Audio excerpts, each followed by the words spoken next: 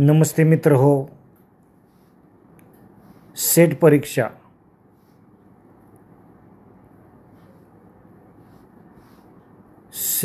परीक्षा एप्रिल 2017 मध्ये जी झाली होती त्यामधील पेपर 1 जो आहे तर त्या पेपर 1 मधील ए सेट जो आहे त्यातील हायर एज्युकेशनचे प्रश्न या ठिकाणी आपण पाहत आहोत. तर तुम्ही म्हणाल की 2017ची परीक्षा खूप जुनी झालेली आहे, पण एक लक्षात घ्या की हायर एज्युकेशनचा सिलेबस जो आहे तो सिलेबस सेमच असतो आणि जरी सध्याच्या काळामध्ये हायर एज्युकेशनवर प्रश्न विचारायचे असतील तर याच मागील प्रश्नपत्रिकेच्या आधारे भविष्यातील प्रश्नपत्रिका सेट करताना मागच्या क्वेश्चन पेपरचा आधार घेऊनच नवीन प्रश्न टाकले जातात. त्यामुळं अतिशय महत्त्वाचं आहे पहा.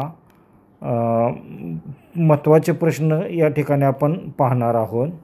तर या ठिकाणी 100% करेक्ट आन्सर जे असतात तर तेच आपण या ठिकाणी पाहत आहोत. तर चला, क्वेश्चन नंबर 55. शैक्षणिक धोरण 2016 मध्ये कोणते 5 स्तंभ असण्याची अपेक्षा व्यक्त करण्यात आलेली आहे, असा प्रश्न आहे पहा. तर ए पर्याय आहे उपलब्धता, परवडणारे शिक्षण, न्याय मांडणी, दर्जा आणि उत्तरदायित्व. त्यानंतर बी पर्याय आहे ज्ञानप्राप्ती सुलभता, ज्ञान संकल्पना, ज्ञान निर्मिती, ज्ञानाचे उपयोजन आणि सेवा वितरण. सी ऑप्शन असा दिलेला आहे पहा की शाळा, विना समाज, मतव्ययता, कौशल्य देवाणघेवाण, स्वयंमूल्यमापन आणि संशोधन. आणि डी पर्याय असे आहे ई प्रशासन, भौतिक परिस्थिती, सामाजिक लेखापरीक्षण, पर्यावरणीय वैधता आणि स्वयं अध्ययन क्लुप्ती. अशा प्रकारे प्रश्न आणि ABCD हे 4 ऑप्शन या ठिकाणी दिलेले आहेत. हे पहा, प्रश्न व्यवस्थित समजून घ्यायचा आहे. शैक्षणिक धोरण जे आलेलं आहे 2016 मध्ये तर त्यामध्ये 5 स्तंभ असण्याची अपेक्षा व्यक्त करण्यात आलेली होती. तर कोणते 5 स्तंभ होते हे आपल्याला माहीत असणं आवश्यक आहे. हे पहा, या ठिकाणी ए जो पर्याय दिलेला आहे उपलब्धता, परवडणारे शिक्षण, न्याय मांडणी, दर्जा आणि उत्तरदायित्व म्हणजे availability, affordable education, equitability, status and accountability. आता हे मुद्दे महत्त्वाचे असले तरी 2016च्या धोरणाचे अधिकृत 5 स्तंभ हे नव्हते, त्यामुळं हे उत्तर चुकीचं आहे. ए हे उत्तर चुकीचं आहे. आता बी हा पर्याय आपण पाहूया. इथं काय काय दिलेलं आहे पहा. ज्ञानप्राप्ती सुलभता, ज्ञान संकल्पना, ज्ञान निर्मिती, ज्ञानाचे उपयोजन आणि सेवा वितरण.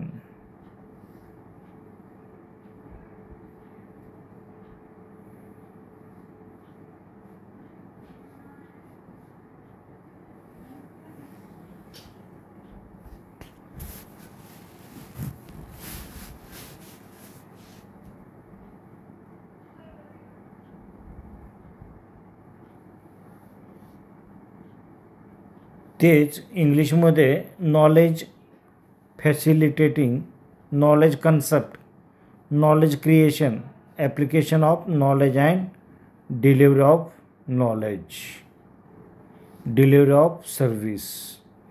तर हे मुद्दे जे आहेत हे मुद्दे अतिशय महत्त्वाचे आहेत, कारण राष्ट्रीय शैक्षणिक धोरण 2016 एज्युकेशन पॉलिसी 2016 मध्ये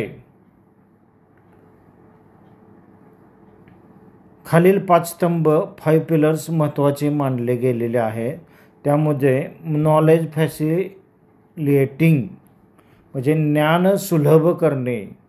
ज्ञान सुलभ करणे म्हणजे काय, तर विद्यार्थ्यांना ज्ञान प्राप्त होण्यासाठी अनुकूल वातावरण तयार करणे, म्हणजे हे 5 पिलर्स हे उत्तर बरोबर आहे.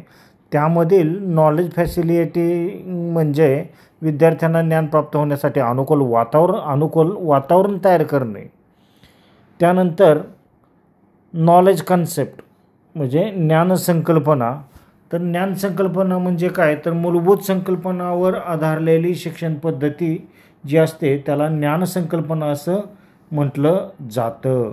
त्यानंतर नॉलेज क्रिएशन म्हणजे ज्ञाननिर्मितीमध्ये संशोधन, नवकल्पना आणि सर्जनशीलता यावर भर असतो, म्हणजे ज्ञानाची निर्मिती यामध्ये होत असते पहा. त्यानंतर ॲप्लिकेशन ऑफ नॉलेज, ज्ञानाचा उपयोग. आता ज्ञानाचा उपयोग काय, तर प्रत्यक्ष जीवनात आणि उद्योगांमध्ये ज्ञानाचा उपयोग करण्यावर भर असतो. त्यानंतर डिलिव्हरी ऑफ सर्व्हिसेस म्हणजे काय, तर शिक्षण सुविधा आणि संसाधने प्रभावीपणे सर्वांपर्यंत पोचवणे म्हणजे डिलिव्हरी ऑफ सर्व्हिसेस, सेवा वितरण. तर 2016मध्ये हे knowledge facilitating, knowledge concept, knowledge creation, application of knowledge and delivery of service हे 5 पिलर हे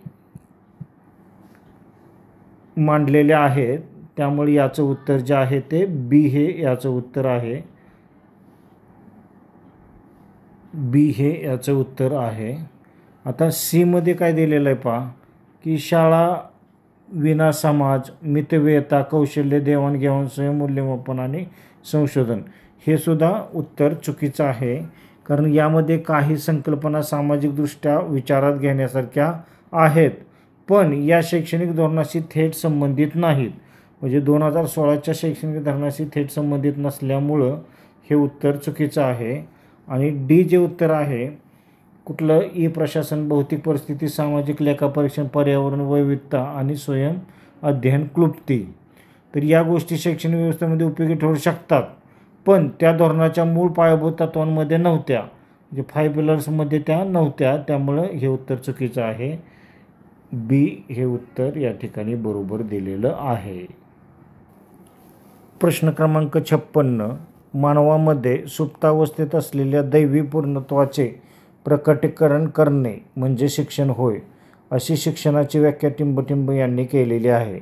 जॉन ड्यूई, स्वामी विवेकानंद, प्लेटो आणि व्हाईटहेड.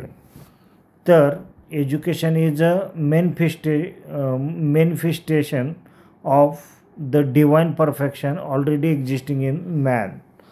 तर ही जी व्याख्या जी आहे ती स्वामी विवेकानंद यांनी केलेली आहे.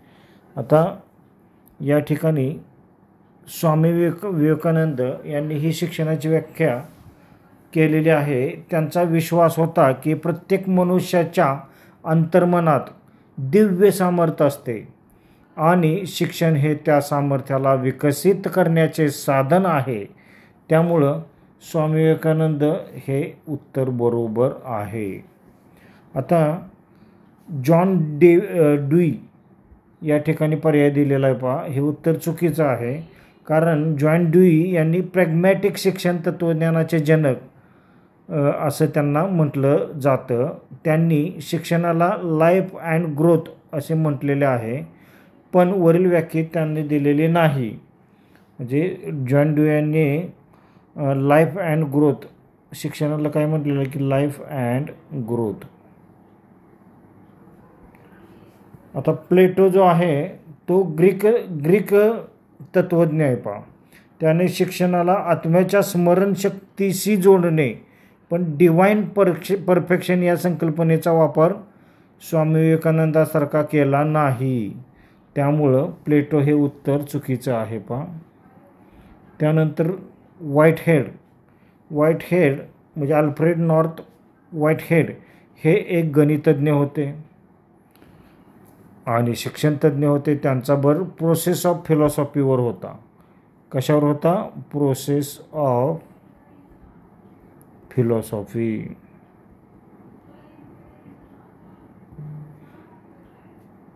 त्यामुळं वरील विचार जे आहेत ते व्हाईटहेड यांचे नाहीत. कुठले विचार? तर मानवामध्ये सुप्तावस्थेत असलेल्या दैवी पूर्णत्वाचे प्रकटीकरण करणे म्हणजे शिक्षण होय. अशी शिक्षणाची व्याख्या जी आहे ती स्वामी विवेकानंद यांनी केलेली आहे. प्रश्न क्रमांक 57. विद्यापीठ कायदा 1994 मधील कलम व त्यातील तरतूद हे अचूक ओळखा. नियम 81 संलग्नीकरण व मान्यतेसाठी शर्ती. नियम 82 परवानगी मिळण्यासंबंधीची कार्यपद्धती. नियम 83 संलग्नीकरण करण्याची कार्यपद्धती. नियम 84 महाविद्यालयांना मान्यता देण्याची कार्यपद्धती. एक लक्षात घ्या की नियम 81 जो दिलेला आहे article 81 conditions for affiliation and recognition म्हणजे नियम 81 संलग्नीकरण व मान्यतेसाठी शर्ती हे उत्तर बरोबर आहे. पहा आर्टिकल 82 काय तर procedures of permission to grant परवानगी मिळण्यासंबंधीची कार्यपद्धती हे पण उत्तर बरोबर आहे. आर्टिकल 83 काय ॲफिलिएशन प्रोसिजर म्हणजे संलग्नीकरण करण्याची कार्यपद्धती हे पण उत्तर बरोबर आहे. त्यानंतर article 84 procedure of grant affiliation of colleges महाविद्यालयाला मान्यता देण्याची कार्यपद्धती हे पण उत्तर बरोबर आहे. त्यामुळं सर्व पर्याय म्हणजे 1, 2, 3 आणि 4 हे चारही पर्याय बरोबर आहेत. सर्व पर्याय बरोबर आहे हे याचं करेक्ट उत्तर आहे. पहा आता या ठिकाणी डी पर्याय जो दिलेला आहे 1, 2, 3, 4 सर्व पर्याय बरोबर आहेत हे याचं करेक्ट उत्तर आहे. कारण वरील सर्व 4 अनुच्छेद 81 ते 84 जे अनुच्छेद आहेत तर ते विद्यापीठ अधिनियम 1994 मध्ये महाविद्यालयांना संलग्नता आणि मान्यता देण्यासंबंधी तरतूद करतात. म्हणून 1, 2, 3, 4 ऑल आर करेक्ट.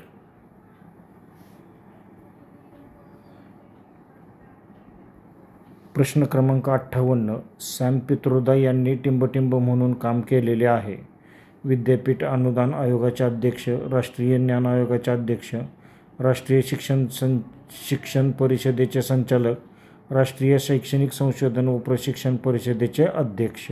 आता या ठिकाणी पहिला जो पर्याय दिलेला आहे युनिव्हर्सिटी ग्रँट कमिशनचे चेअरमन तर सॅम पित्रोदा यांनी या पदावर कधीही काम केलेले नाही.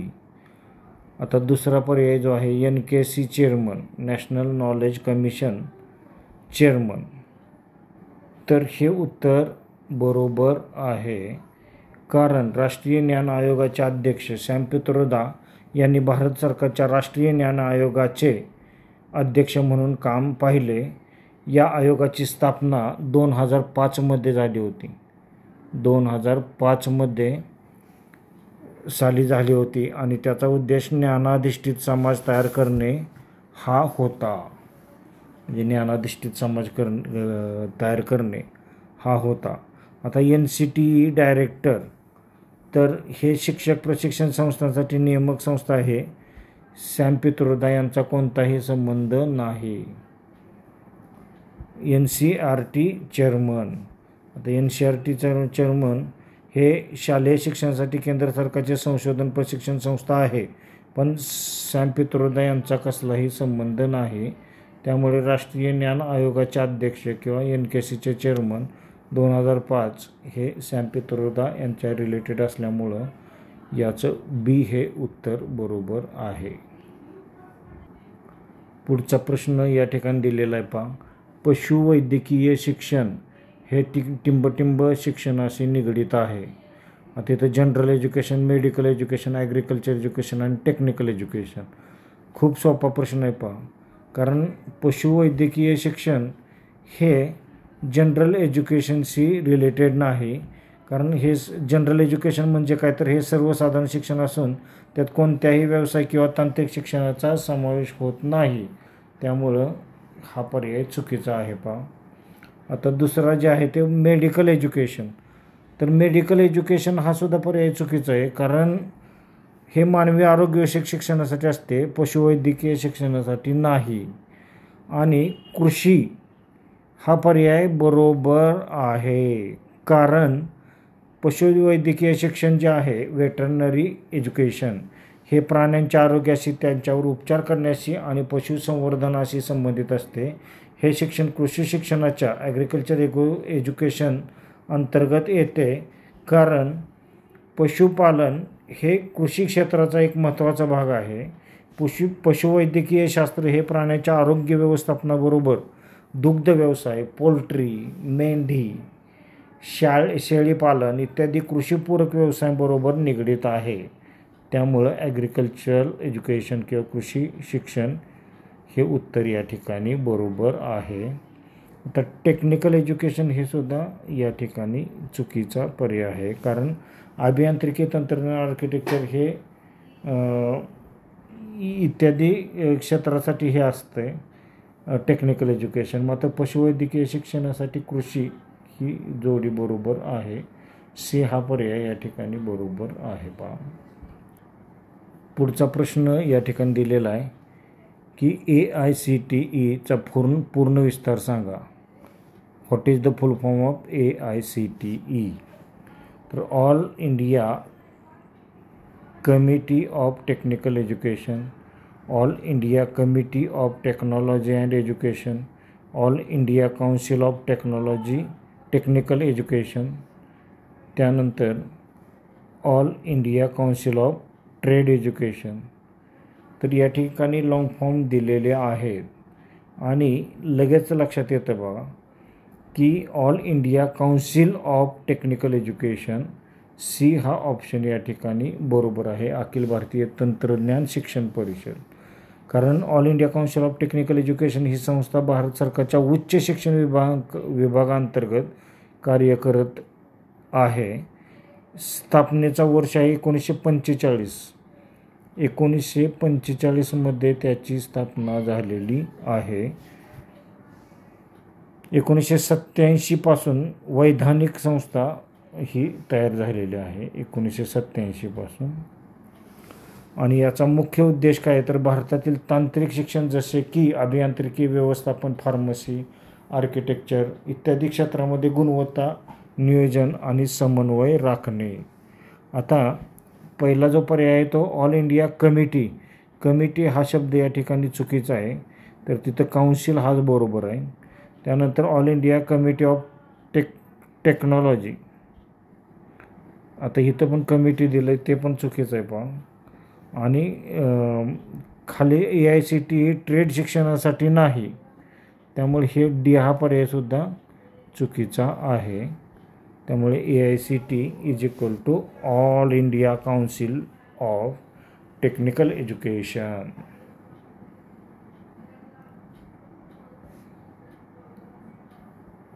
Thank you very much.